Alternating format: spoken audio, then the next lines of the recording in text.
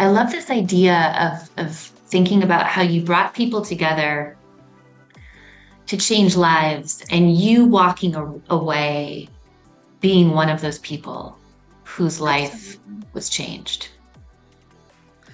That's how we grow. I truly believe that we become elevated versions of ourselves through our service of others. So if you help another person to experience more love in their life, you will experience more love in your life. You help a person to make more money, to learn how to make more money, you will make more money. It truly is part of the human experience for us to elevate others. And so the more that we can do that, the more we grow. So I say to my clients all the time, I'm so grateful for them because they're the reason why I continue to grow every day.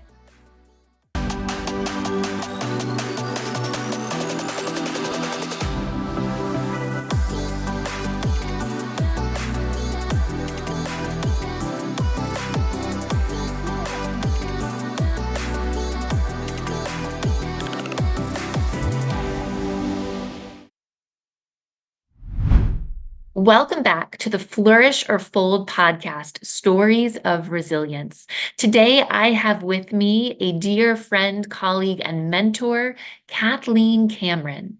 Now, Kathleen's story is nothing short of inspirational. In September of 2019, she made the pivotal decision to transform her life.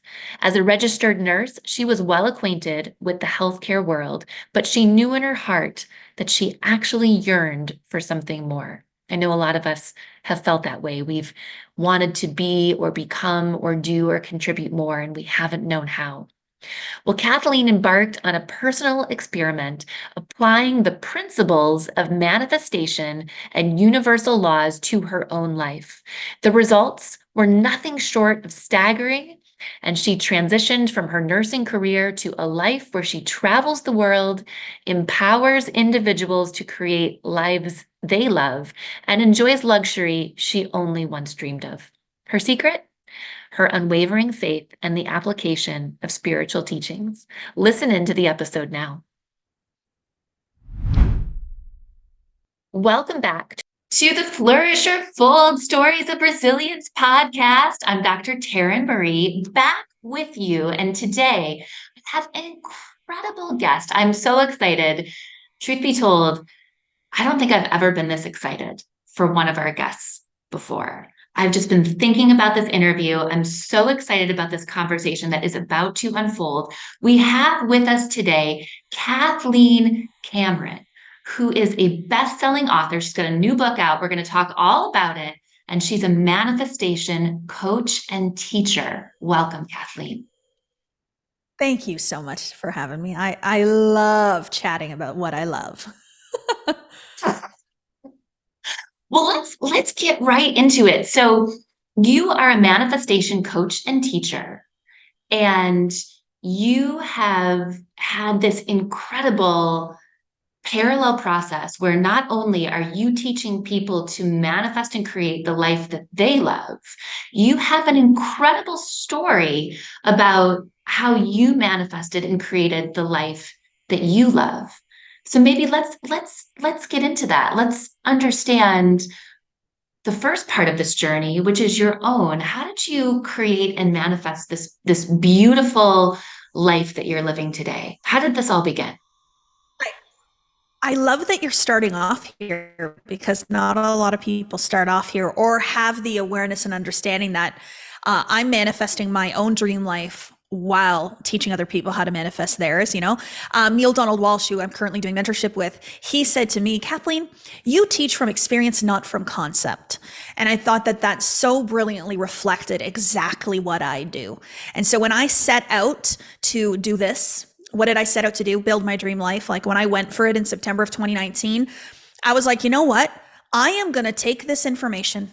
I am going to embody it. I am going to become it. And I'm going to be my best testimonial so that you can do it because I did it myself. I know I can teach you because I did it. I went through it. I embodied it. I applied it. And that's what ended up happening, was that very reality. And so I used myself as my own guinea pig first. So all of the information, the studies, I applied it to my own life and I went all in. And so when I did that, everything in my life completely changed. And sometimes it does feel like I'm living a parallel reality from one that I was living 4 years ago. You know, as a registered nurse working in healthcare, I had an office job sitting at a desk in meetings all day. And now I'm traveling the world, just empowering people to be the best of themselves and living a luxurious life, one that I designed and I literally wrote down. So I have taken everything that I have learned from all of the greatest teachers and mentors of this material over time, and I've put it into myself, and it has worked. And so now I can actually teach from unwavering faith that yes, this works. I love that. So I'm so glad that you already said the F word, which of course Did is I? faith. Oh, I was like, I try not to cuss on podcasts. And I noticed you've got a tattoo on your forearm Yes, my faith that tattoo. also that all yeah, that also says faith. And so I was reading your first book. I'm going to hold it up here, Becoming the One. And you obviously have a new book out that for those that are watching the video version of this podcast, we can see in the background. And I was so struck by when I read Becoming the One that you talk about when it comes to manifesting the life of your dreams, that really that was about changing your relationship with faith. And when I hear Absolutely.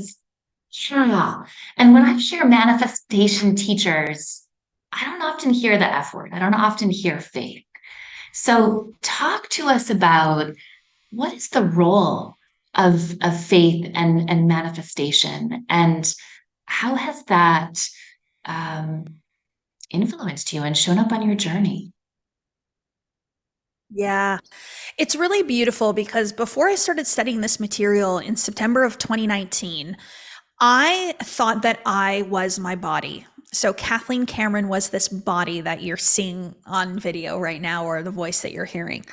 But when I really started to dig deeper and I started to really tap into spirituality, I started to have this realization that maybe there is like a higher power, or maybe there is an experience of the universe or formless substance or source energy. Like, what if there is more than just this physical body?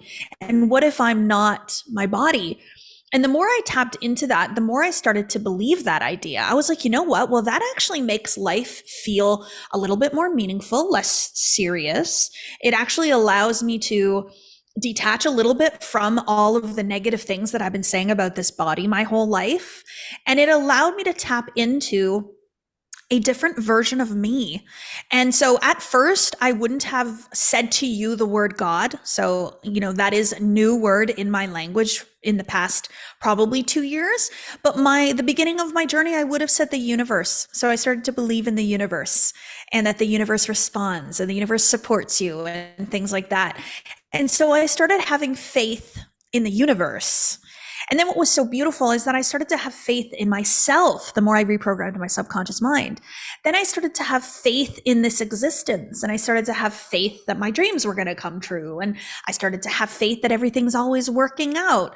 And I noticed that this faith word was kind of in everything that I did. And it was becoming such a part of me. And I said something recently to somebody, and they just absolutely loved it. I said, you know what? You know what really created this? Faith on fire. That's how I am. I am faith on fire. So when you believe wholeheartedly and have faith in something, it literally creates an energy that transmutes into whatever you desire. One of my favorite faith quotes from Robert Russell, God works through faith, is success in its simplest terms is faith expressed in action. So when you have faith, you move different.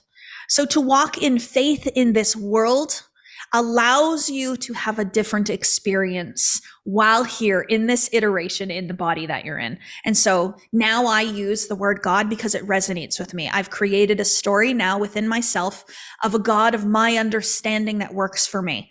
And so I never want people to believe what I believe, but create your understanding. But the important message Here is the idea that I have faith, profound Mm, faith. Yeah. profound faith. I love that. I love Yeah. profound faith, and I love faith on fire. I'm Mm. curious It's got when an we think energy. about, say it again. I said it has an energy, faith on fire. Like when you say faith on fire, you can feel it. Yeah. I feel it. Mm, it's Mm-hmm. beautiful. I'm curious for people who are interested in being able to believe in something more and being in cultivating their faith, yet they are attempting to create something in their own lives they've never experienced: financial abundance, a loving partnership. They desire to have a child, and that hasn't yet happened for them from a fertility standpoint. How do we go about believing something, creating something that we have no experience with yet in this life? That is so fun. Faith is really beautiful because it's an opportunity for you to believe in the things that you cannot see and the things that you have not experienced. But it doesn't mean that you don't already exist in a state of faith in your life. So you can actually look at your life right now and look at all the times that you have acted in faith. You know, when you have a baby, when you decide to get pregnant and have a baby, you have faith that you're going to know how to parent that thing. Nobody does a manual. It's not the manual that had you do it. Like you had faith. When you walk outside your door every day, you have faith that gravity is going to hold you to the ground. When you get into an Uber, you have faith that the Uber driver is going to drop you off where you said. You order an Amazon package, it shows up at your door with faith. So there's so many ways in which you already have faith. Way is to that state, but to ask yourself, so what are the places that I don't have faith then? What are the places that I am in fear of? What are the places I worry or I have doubt? And those are the places that we can then apply that feeling of faith to, that we know that we already have. So the experience of creation, and this is what manifestation is simply becoming aware of something that's already existed. I mean, the ability to fly the airplane has always been here. The Tesla was always here. It was somebody deciding to believe in something they hadn't yet experienced, having faith of its reality and bringing it into the physical. So I always say, what would you love? And if you can imagine it, it's proof that it can be done. Mm. Yeah. If you can imagine it, it's proof that it can be done. Mm-hmm. Beautiful. One of my favorite quotes from Neville Goddard is, the truth is in your imagination. And not many Mm. people will believe that. But what if you did? I love it. So I'm Mm-hmm. curious then, let's talk about the other side of that coin. So we talked about having faith. We talked about the proof of what can be created in reality, existing in our imagination. Now, what if that thing that we've been thinking about, we've been focused on, we have faith in it, what if it didn't come true or hasn't come true? Mm. Or hasn't emerged in this reality yet? Yeah. Is it because, our faith wasn't great enough? Is it because it wasn't meant to be?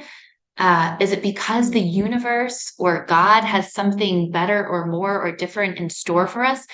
How do we make sense of the times when we so desperately want something and yet it didn't happen or it hasn't happened? Yeah. So, one thing that I've really removed from my vocabulary or from my belief system is that my manifestation hasn't happened or that it didn't work. Because I have an absolute knowing that everything I ask for, I will experience in my physical world. I will observe it. So, what you're simply saying then is, I'm not observing it yet. So that really feels so different. So when people come to me and they say, I've been trying to manifest XYZ and I haven't yet, I'm always like, okay, well, hold on, or it's not working. And I'm like, hold on. Manifestation is always working. So your magnet is always on, you're always creating. So it could be that you're just not being patient enough, but it could be that you are inadvertently selecting the wrong manifestation. So, for example, I want to manifest more money. I want more money in my life. This is the number one thing people come to me about. I want more money, Kathleen. And so they're in an energy of, I need more money, and then they go into this place where they try to do things to bring more money into their life. And I will say, okay, so I'll move them into thinking of abundance and prosperity and try to move out of lack and limitation. Because when you're thinking thoughts of lack and that money is a limited resource and you don't have access to it, that has a feeling, that has a vibration, and it attracts. So instead, we want to move you into a prosperity idea. So noticing the abundance all around you, feeling abundant in every way, spending money with joy and the feeling of having money, all those things. And then they continue to not see money. I will ask them, you need to be honest because you cannot lie. Your energy cannot lie.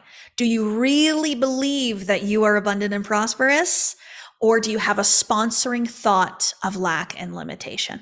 So you might want more money and be not experiencing it or observing it because you're still in the energy of need.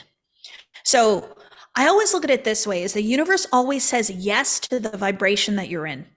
So if you're in the vibration of, I need more money, I don't have enough, the answer is yes. Here's more, not enough. Here's more, I need more money. So you're going to stay in that feeling. So you get more of the feeling that you're in. So it's truly allowing yourself to really become somebody that is living in abundance and prosperity and detaching from the outcome. So you can feel abundant and prosperous with $10 in your bank account. How do you know I've done it? I convinced myself I was a millionaire before I saw any millions of dollars come to me. So your mind will believe what you tell it. But if your mind is still telling you that you don't have enough, that you're limited, that you need it, that's the sponsoring thought. So that might be the very thing that you're manifesting. And even if we tie this back into the faith idea, Taryn, you have faith that you don't have enough money. And so you're putting your faith into that. So what if you put your faith into what you can't observe and what you can't see? And so manifestation always works. But what is it that you are kind of pumping out of your manifestation? But I will also be a very persistent woman. So even if something hasn't shown up for me, so there's a few things in my life that I would absolutely love. They are a preference, not a requirement.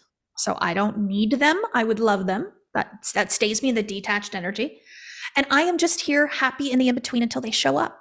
But I'm not upset about it. I'm not mad about it. And I know that I will eventually have them. It is an inevitability. So we want to stay kind of in that energy. Do you want to share, no pressure, what you would love to have happen? What you're excited about bringing into the world? One of those things, a couple of those things. Oh, I love it. Oh, okay, sure. I'm going to put a couple things out, and it's going to be really fun when we listen to this and be like, she said that on Taryn's podcast that one time, remember? So one thing for sure, I would like to reside in Malibu, California on the ocean side. So I get myself as close to that manifestation as I possibly can, but I want to own a property on the water in Malibu, California. So I would love that, universe. Thank you.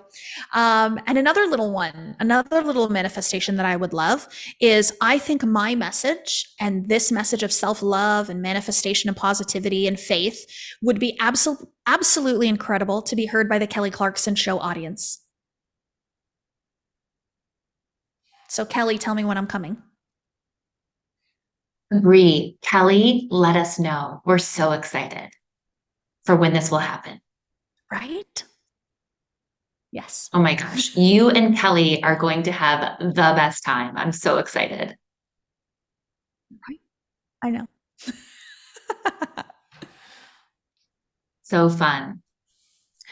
So you talked about this idea of detachment. And So interested to hear your perspective because I think a lot of people get stuck here that manifestation is about creating. So, am I in control when I'm manifesting or am I surrendering? And what does it mean to detach from the thing that I'm in the process of creating and building in my mind? How do we think about that, Kathleen? Yeah, this is so beautiful. You literally are asking for what you want, but not needing it to happen. And that is a place of, you're still asking, you're still praying for more, but you have faith that it will be answered, your prayer will be answered. But even if it doesn't, I'm going to be just fine. You know? So, an example is maybe you go to a restaurant and you would like chocolate ice cream for dessert, and they don't have chocolate ice cream. So, if you need that chocolate ice cream and you are not going to be whole without it, and you are not leaving that restaurant without it, you are going to leave displeased and probably ungrateful. How dare you not have my chocolate ice cream? And so that's where a lot of us are with our manifestations. I want it. I need it. There's nothing else. I won't take anything else. I want it. So instead say, oh, you don't have chocolate ice cream? I would have preferred it, but I'm okay with vanilla. And you move on with your life. So this is the energy of like really, really, really being grateful with what you have. I often will teach people to get into this place of happiness or gratitude or joy for the life that they have right now, but ask for more. Grateful, never satisfied. So dissatisfaction is a good place because you're always asking for the next bigger, better thing, but you're not tied to it. You don't need it. I love that. I remember I did like an abundance series of meditations and uh it was like a Deepak Chopra series. And I remember at the I'm going to see him. I'm going to see him in November. I just bought tickets. you two are gonna have the best time. I'm so excited. And I remember at the end of one of the meditations, he said something about then releasing the thing that we were holding in our mind that we were manifesting, releasing it to the universe and allowing the universe to work out the particulars. Yeah. Yeah. And that was so powerful for me because I loved the idea of being in control of the vision and also the idea of just releasing it to the universe to like work on my behalf and to work out the particulars, how that was going to come to be. And I feel like that's the surrender piece, right? It's just surrendering the control of how it's going to come together, but you're still controlling the outcome. Like you're still asking for what you want. You just don't know the way in which it's going to happen. I love the analogy of a puzzle. So when we sit down to do a puzzle, for example, we have the picture of the end state of that puzzle. Like we can see that it's a puzzle of a dog. And so when you get started on that puzzle, you have all the pieces just all over the place. And you can put them together in any order that you choose. You can do the outside and then fill it all in, or you could just start with the middle and work it.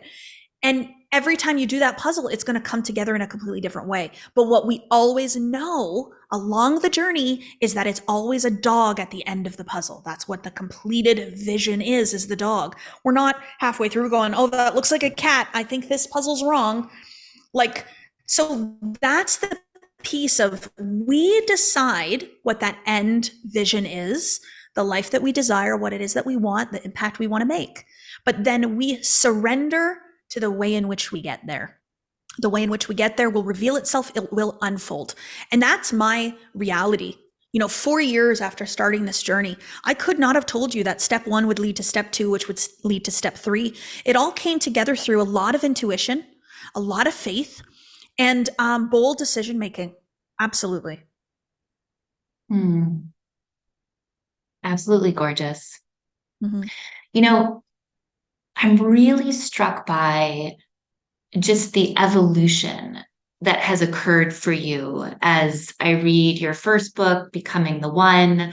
I'm so excited to get your next book, which you're going to tell us about. And before we talk about the next book, I'm curious to know for you, Kathleen, how have your relationships changed? How Mm. have your friendships evolved? You have two daughters. Yeah. You have been married during this evolution, during this journey. You have become a tremendously different person. And how has that impacted the relationships in your life? How have they shifted, changed? Have people exited your life? Is it tough to relate to people? What does that look like for you? Yeah. It's so interesting because relationships are such a powerful part of life. And the other person, I call it the other, just anybody that is in your life outside of yourself is an other part of you. And over the course of this journey, I realized just how much other people influenced me, other people's opinions, other people's love, other people's perspectives, everything. I used to go to other people to help them make my decisions. And so when I went within, I became this pillar in my own life. I became something now that is permanent, that is strong, that is empowered. And so what it has done is it has set me very, very grounded in who I am and what I want to experience in this life and what I choose to have. And so I find the relationships around me then shift and evolve, but I stay permanent. And so there's been relationships in my life that have absolutely flourished and have changed. There have been other relationships that have made their way out in a quiet way. And usually that's because of my evolution and my rise in consciousness, and others just kind of staying where they were. So we can't relate as much. But there's been sometimes conflict that's happened too, where, um, something happens and relationships end in a way where people leave your life. Maybe they quit my company or something, they worked for me and they quit. And what I've just realized is that every single relationship has been a beautiful learning opportunity. It's an opportunity for me to just further understand and be the woman that I say I'm going to be. So I've understood that relationships change and they don't have to be ending in conflict. You don't have to be mad at each other. Nobody has to win an argument, that we can just make a decision that we're no longer in energetic alignment with one another and move forward. And even my relationship, my marriage, we are no longer in a committed marriage, but we still have a very strong relationship, friendship, co-parenting, and business relationship. And so, as the evolution of me has changed, the evolution of my relationships has changed. And I even have some deep, profound relationships now that are quite beautiful. And so it's interesting, but it's gotten better and far more beautiful than I ever could have imagined. So I don't rely on other people, but I love other people unconditionally. And it's allowed me to tap into a higher level of vibration for myself and to just lead with love and just welcome love into my life whenever I can. I love that. Mm-hmm. Thank you for that. No problem. Absolutely gorgeous. For all of you listening in to Flourish or Fold Stories of Resilience, I want to share with you an online course that we have on our website. We're going to go ahead and drop the website in our show notes, or you can go to www.resilience-leadership.com and check out our offerings. We've got an incredible course for you called Flourish, the 5 Practices of Highly Resilient People. So if you love what you're learning about in this podcast, if you love these conversations on resilience, if you love hearing about how you can more effectively face the inevitable moments of challenge, change, and complexity, or the 3 C's as I call them, in your life, then go ahead and check out our online course, Flourish, the 5 Practices of Highly Resilient People, because what you are going to find is a one-on-one tutorial with me around each of those 5 practices, as well as an introduction and a conclusion. We've got hours of content that is going to allow you to engage in direct coaching and learning with me on the 5 practices. Go ahead and check it out, and I hope you'll join us in our online course, Flourish, the 5 Practices of Highly Resilient People. I'm curious, Kathleen, about the idea when we're manifesting and creating of adding an audacious timeline. So one of the things that I was struck by in your first book Yes. And I keep talking about your first book only because your second book just came out and I haven't read it yet. And I'm so excited to. In your first book, you talk about finding this new house and essentially, tell me if I'm not getting any of this right. Essentially, knowing that this was your house, desiring this house, not having the down payment, not knowing how the universe was going to work out the particulars, in the words of Deepak Chopra. Yeah. And yet you were on sort of this like 60 or 90-day kind of timeline where you were packing up the house that you were living in, you're getting ready to move in. So you're on this, like, as I'm reading this book, I'm like, they're on like an audacious timeline. They've signed a contract. They're like Oh, yeah. moving forward. And so we talked about this idea of detachment, which is like, okay, it's a preference, not a requirement. What happens when we layer on an audacious timeline in the 3D world? Well, who says this audacious? I always ask according to who? But we're used to things taking time. Here's a beautiful example. I read a book when I started in network marketing in like 2018 or late 2017. I read a book called The 4-Year Career. And it was like, you could spend 4 years in network marketing and build a really sustainable career. And I was like, yes, that's amazing. That sounds so good. Then I started studying this material and I went back and I went, why does it have to take 4 years? Nothing changed but my thinking. I removed a limitation that believed that things have to take time. I don't believe that. I think that manifestations can come instantly like that if I choose them to. So, how much am I willing to believe in the possibility of things happening like that? And so the house was an opportunity for me to act in faith, to really act in the assumption that I am a very powerful manifester and I can manifest whatever I want. So I'm sitting in this house, but it was like, it allowed me to bring in over $400,000 into my business to be able to purchase this house. And most people with audacious timelines, they're so attached to time that it's like time is running out. You have a clock and it's running down on you. I never felt that. I never allowed myself to believe that time was running out. I always said, even when we had 2 days left, we have tons of time. We have all the time in the world. And really, what's the worst case scenario? I am a soul living in a human body, having a human experience. And my soul can never be hurt. It can never be destroyed. It is eternal. So even if this house thing didn't work out, what's the worst case scenario? It's not so bad. My human would think it is. But from the soul's perspective, it's not that bad. So it all worked out because I believed it would. I love that. So, so, so powerful. And I think what you shared there about this shifting our relationship with time, and rather than thinking about it as like an hourglass with the time Yeah.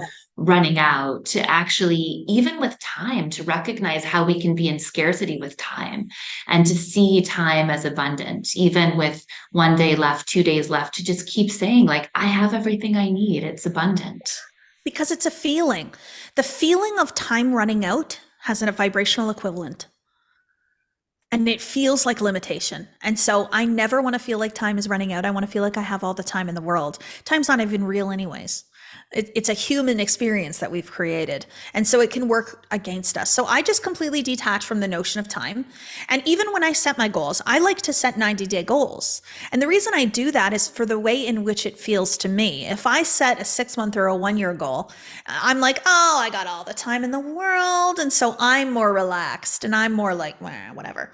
But as soon as I set a 90-day goal, I'm like, ooh, 90 days, let's go. So it creates a sense of urgency within me. It's not, I need it to happen in 90 days. It's, okay, I would love to set this goal for 90 days. So then I'm in an urgent energy and not a hesitant energy. And so that's what's helpful. But I just as easily, if that 90 days runs out, I just change to another 90 days. Like, I haven't failed. I'm not mad at myself. I'm not upset. I just changed the date because I understand that time isn't real. Yeah. I love it. This is beautiful. Uh, let's talk about your new book. Tell us about your new book. We see it behind you for those of you that are watching on video. Yes. So, um, the first book was so quick. I wrote it in 5 weeks. It had like an edit and it was released. And it told the story of me recognizing and realizing that I am the one. I am the one that is going to change my own reality. I am the one that is going to change my experience here in this physical 3D world in this iteration. And then also what happened too, I didn't realize at the time, but and my mentor Bob Proctor pointed it out, was that that book was actually a story of me becoming one with God and recognizing and being aware of my oneness. And when he said that to me after I wrote it, I was like, no. And then I went, oh, yes, you're right. Because I believed in something outside of myself. And so that's a powerful part of the book that isn't expressly said within the book. But what I always found with that first book is I told my experience, I told my story, but I didn't get into some of the specifics around what are some of the beliefs that I actually now hold. What do I believe to be true about oneness? What do I believe to be true about the spirit versus ego? What have I shifted within myself around things like judgment and feelings of inferiority? And what I have found is manifestation it happens through you and who you think you are, not who you are, but who you think you are. So the best of yourself is a much thicker book, much more content. It even has journal prompts, but it is a book to remind you of who you've always been, to remind you of what you really are, and to remind you that you can actually allow yourself to see the best of yourself every single day if you choose a journey of personal growth and development. And so that's what this book is about. It's a remembering and a realizing that this empowered version of you has always been there. You just weren't aware. So now you can become aware of it. And hopefully this book helps with that awareness. Yeah. So I know everybody is going to go out and get the book, The Best of Yourself, and have the opportunity to engage with you, interact with you, figuratively sit at your feet as they read the book and get to soak up your knowledge. If you think about sort of like what's one powerful way that you have seen people shift their thinking through your new book, The Best of Yourself, when we get this book, what can we get excited about in terms of like, here's a thing that can happen for me between the cover, the front cover and the back cover, that this change is going to happen for me? You know, I think what's so beautiful is that at the back of the book, I wrote out the end state result of where I hope everybody ends up. I thought to myself, like, what can I put on this book that's going to have somebody go, I want to read this? And I could have highlighted to you the different chapter titles or put some testimonials on the back of the book or a synopsis of what the book was about. But I actually chose to just kind of throw caution to the wind and write out the ideal end state. And so the back of the book is a scenario that exists where you love yourself unconditionally, where you see your beauty, where you walk out in the world every day and you smile and you're happy with people and you're the light for others all day, where you aren't worried about things, you aren't judging yourself, you're not sad, and the reason that I did that was because that possibility for you exists. How do I know I've done it? So that book will take you along a journey of realizing all those things that are keeping you from that ideal state of the best of yourself and allowing you to see how you can let go or remove or reprogram to allow yourself to be who you've always been, which is this flourishing, confident, beautiful light that is meant to impact the world in a positive way. And so that's what I hope people get from this book. I wanted one book that could transform your life. And if you read that book and you answer the journal prompts, if you really go through and you answer those journal prompts, it'll change you. I really believe that. I'm so excited. This is absolutely amazing. Now, you also just had an incredible event in your hometown of Toronto, Canada, called Manifest, I believe. Tell us about this in-person event that you just hosted. Yeah, Manifest Toronto. And so what's really powerful is that I've always wanted to support people in an in-person capacity, but when I launched my business, it's been completely digital. So my entire business has been on Zoom. I have clients in 44 countries all over the world. And so Zoom's been such an incredible opportunity for us to build and to grow and to expand together and build a community. But there was this desire for us to do it in person. And we thought, you know what? Let's do it at home. Let's do it in our, close proximity. Make it super, super simple and easy for us. And we ended up, deciding we'll do 150 tickets. And I had a feeling that they were going to sell. But I did 150 tickets, sold out right away. Added another 50, sold out right away. So we sold 250, 200 and something tickets in 48 hours and ended up with about 250 people there on Saturday. And it was, I've never experienced that much love in one room. Like, it was palpable. The vibration was completely beautiful. And I just felt like, in that moment, I just felt like all the world needs is more love. And so when we got together in that room to love each other, to boost each other up, to empower each other, it really impacted people so positively, and it completely changed me. I went home just with this realization, like, I knew I was helping people. I didn't realize just how much I was. And so now it's going to make me stronger and more resilient for my path. Just knowing that what I do, it really, really does impact people positively. So stay the course. That's, the message I keep hearing. Absolutely gorgeous.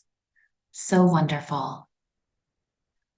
I love this idea of thinking about how you brought people together to change lives, and you walking away being one of those people whose life Absolutely. was changed. That's how we grow. I truly believe that we become elevated versions of ourselves through our service of others. So if you help another person to experience more love in their life, you will experience more love in your life. You help a person to make more money, to learn how to make more money, you will make more money. It truly is part of the human experience for us to elevate others. And so the more that we can do that, the more we grow. So I say to my clients all the time, I'm so grateful for them, because they're the reason why I continue to grow every day. That's amazing. Yeah. I love it. What do you think, Kathleen, is, if you sort of had to choose a myth of manifestation, something like a widely held myth that people kind of come to you and they think this is manifestation or this is how it gets done. And you're like, whoa, whoa, whoa, let's just like start again. Yeah. Let me talk to you about how this really works. What's a really widely held myth of manifestation that you would just like to let people know? This is not a thing. Oh, it's so interesting. One of the things that I get most often is, and now having had a conversation with me, you know what I believe.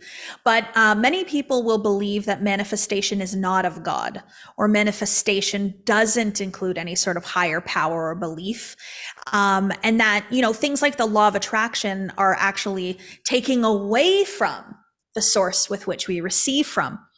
But what I believe to be true, and this understanding has more recently come through in the way I see it now, but the law of attraction is actually something that we have been provided with through our source, through our creator, God, spirit, universe, whatever language you love. It is something that has been given to us. It is a tool. It's our personal creative mechanism. And so it is our ability to tap into our oneness, that spirit, that source energy that flows to and through you. That is how you tap into it, and that is how you use God's creative and source energy to create here. So I believe that this is me doing God's work through my oneness by teaching this material and helping other people to tap into that. So manifestation cannot be done without God, source, creator, universe, whatever language. I try to be inclusive, but I use the terminology of God in my life now. I love that. That's incredible. One thing I hear a lot of from people is this idea of, fake it till you make it. What's your take on fake it till you make it? Yeah, I actually talk about this in the new book a little bit. So I actually think that I have always hated acting. And whenever I had to do role play, I really didn't like it. Like, even as a nurse in training, we had to role play situations. It always made me so uncomfortable pretending to be somebody else. I didn't like that. And so when I got into this material and I started studying, there was this idea of, okay, so now decide who you want to be and then act as if. So act as if you are that version of you. And I tried that on for a little while, and it was like, okay, I'm pretending to be something I'm not. But when you're acting as if, or you're faking it until you make it, you still have an underlying belief that you aren't it. And a manifestation does not come into the physical 3D observed world until you believe you are it. So instead of acting as if or faking it until you make it, I say, let's practice being. And so, for example, I desire to be a strong, confident woman, right? That's who I want to be. I want to show up as that woman. And I maybe am not quite sure that I am. But then the world gives me an opportunity to be that and to self-define. So something happens in my life, I have an opportunity to practice being strong and powerful. So in that moment, I am going to choose to be who I desire to be. I'm not pretending, I'm not faking it, I'm not acting as if, I'm being. And that little shift has made all the difference in the world to me, because the moment that you self-define in that way, the moment your subconscious mind says, oh, wait a minute, oh, she is it. Oh, we get it now. And so you're just being it. We're not pretending. It's a really beautiful shift from moving from fake it till you make it, or even act as if, to stepping into, okay, so I'm practicing. I'm practicing being. Yeah. I'm practicing, well, if we say becoming, that also means we're not it Yes. yet. So I'm practicing being. Yeah. And my first book, Becoming the One, the realization within the book is that nothing happened in the becoming. It happened in the moment that I was like, oh, I am. Oh, I get it now. So all those things that you don't think you are yet, what if you just realize you are? You Mm. don't try to get confidence from outside of you. Just realize you already are. Maybe there's areas where you don't express that confidence as much as you could, but you are a confident person. And sometimes I'll even say things too, like, I am a happy woman. I have sad moments, but I'm a happy woman. And so success, my gosh, the feeling of being a successful person and the feeling of being a failure, energetically, they attract like crazy. So you could still believe that you are a very successful person, but maybe one of your manifestations just hasn't shown up yet. Doesn't mean you failed. It doesn't mean you're a failure. So for me, it's just, I always want to be the state of the thing that I desire to be. And I'm going to be it as much as I possibly can. And the world's going to give you ample opportunity to do that. That's beautiful. Before we close out our time together, I told you in some of our personal correspondence that I would share with you a strategy that I developed in my own life that was inspired. It's been inspired by you, and so I want to give you full credit I would love for to the hear that. inspiration that has emerged. And this might already be a thing. I'd never heard of it, but it might be something that's just happening in the world that I had no idea about. So what I decided to do is I decided to create an abundance journal. And basically what I do is I sit down each day and I write out all of the abundant things that are happening in my life. I got a complimentary upgrade to business class. I write that down. I find a dime on the street. I write that down. I have a beautiful conversation with a girlfriend that I haven't seen in a long time, and I just feel filled up with energy, and I write that down. And in addition, so I'm thinking about where, I'm writing everything down that's happening, noticing all the beautiful abundance that's happening in the present moment. And I'm also projecting, you know, what I'm excited about coming forward, in the future. I've been dreaming about this new house that my partner and I are going to purchase together. And so I write down, what does the house look like on the inside? And, what are we doing in there? So I really step into this. And for me, writing is so powerful. And so I started doing this abundance journal. I was inspired by your first book. And I thought, I'm just, like things clicked in my head as a result of reading your book, even though you didn't expressly suggest this. And I'm like, I'm going to do, rather than a gratitude journal, I'm going to do an abundance journal. I'm just going to write all the abundant things that are happening. And within 4 days, Kathleen, $80,000 just came to me. Like, it was the craziest thing. I'm sure you hear this all the time. Like, Yeah. Here's one thing that happened. So I get this letter in the mail from, I've got, a mortgage on this house Yeah. that I have renters in. I get a letter. My mortgage has been transferred to a new bank. The mortgage got purchased or whatever. And as a result, they have found that I have overpaid my escrow for like 3 years. So here's a check for $21,000. Right. And then, it's just, I had clients that I had booked that just like all paid and, in rapid succession. So some of it, I knew was coming at some point. Some of it was a complete surprise. And another one was my insurance company. My insurance issued me a check because they had overcharged me. And here in the United States, they have to use 80% of the proceeds, for like patient medical care. So it's just like all these things started happening. So I'm like, abundance journal, so incredible. And it's been an amazing journey. And it's all been inspired by your book. That's brilliant, because that's moving yourself out of a vibration or a feeling of lack and limitation, of not enough, into a feeling and a vibration of more than enough. And so remember what I said about the universe says yes.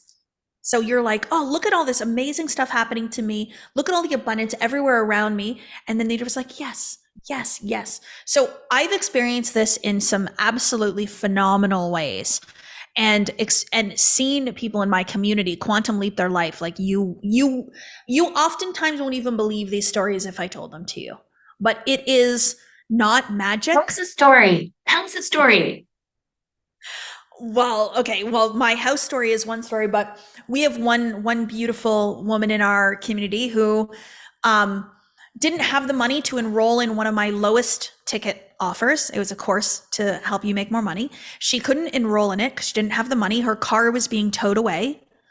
So she was waiting for them to come and tow her car.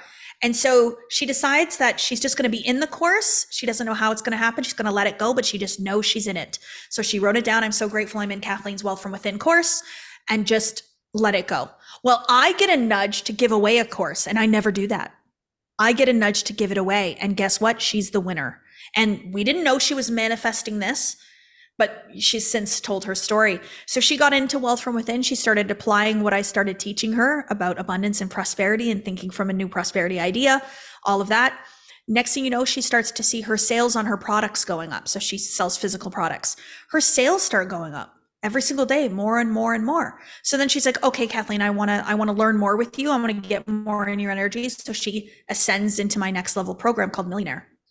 And within, I think it was 45 days, she started having $60,000 days, $70,000 days. She became a millionaire in less than 45 days. But of course. Boom.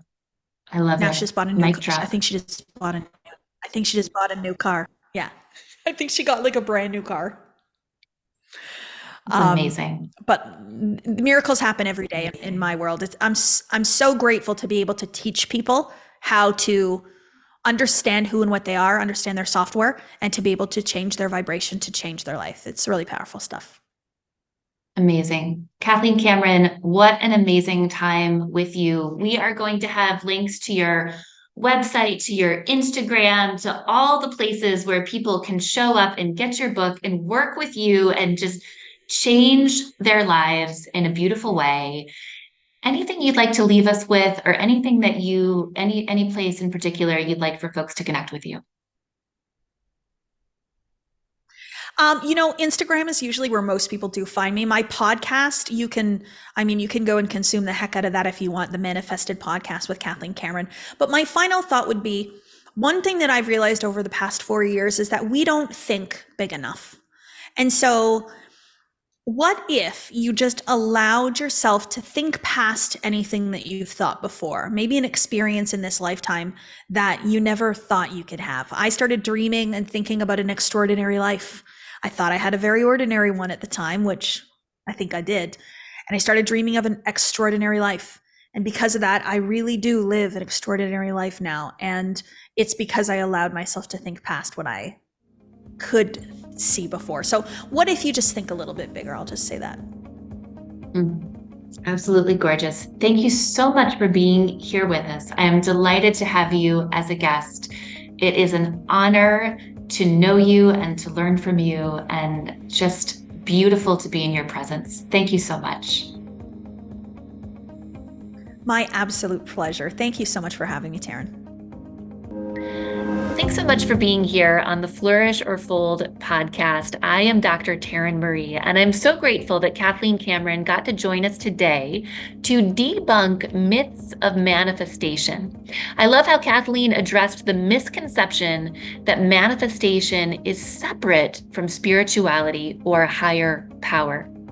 I love how Kathleen believes that manifestation is actually a divine tool and cannot be done without tapping into the universal energy of God.